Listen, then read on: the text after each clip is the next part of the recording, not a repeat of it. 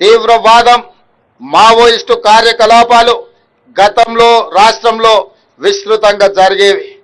కానీ నేడు పోలీస్ శాఖ చర్యల వల్ల శాంతి నెలకొంది. మావోయిస్టు ఉద్యమంలో ఉన్న అజ్ఞాత నాయకులను జనజీవన స్రవంతిలో కలవాలని నేను వారికి ప్రత్యేకంగా విజ్ఞప్తి చేస్తున్నాను. ఇటీవల కొందరు మావోయిస్టు కీలక నాయకులు లొంగిపోయిన విషయం మీ అందరికీ తెలిసిందే. అజ్ఞాతంలో ఉన్న మిగిలిన మావోయిస్టులు కూడా జనజీవన స్రవంతిలో కలిసిపోయి దేశాభివృద్ధిలో భాగస్వాములై తెలంగాణ రాష్ట్ర పునర్నిర్మాణంలో వారి యొక్క వంతు కర్తవ్యాన్ని నిర్వహించాల్సిందిగా మావోయిస్టులకు ఈ వేదిక మీద నుంచి విజ్ఞప్తి చేస్తున్నా. రాష్ట్రంలో శాంతి భద్రతలు నెలకొన్నప్పుడే, పెట్టుబడులకు రక్షణ కల్పించినప్పుడే రాష్ట్రం యొక్క ఆర్థిక వ్యవస్థ బలపడుతుంది.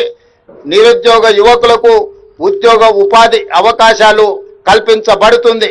కాబట్టి ప్రజల యొక్క సమస్యల్ని పరిష్కరించడానికి మీ ఆలోచనలు ఏమైతే ఉన్నాయో ప్రజాస్వామిక విధానంలో ప్రభుత్వాలకు సహకరించి ఆ కార్యక్రమాలను ముందుకు తీసుకెళ్లడానికి జనజీవన స్రవంతిలో కలవాల్సిందిగా మావోయిస్టులకి వేదిక మీద నుంచి విజ్ఞప్తి చేస్తున్నాను.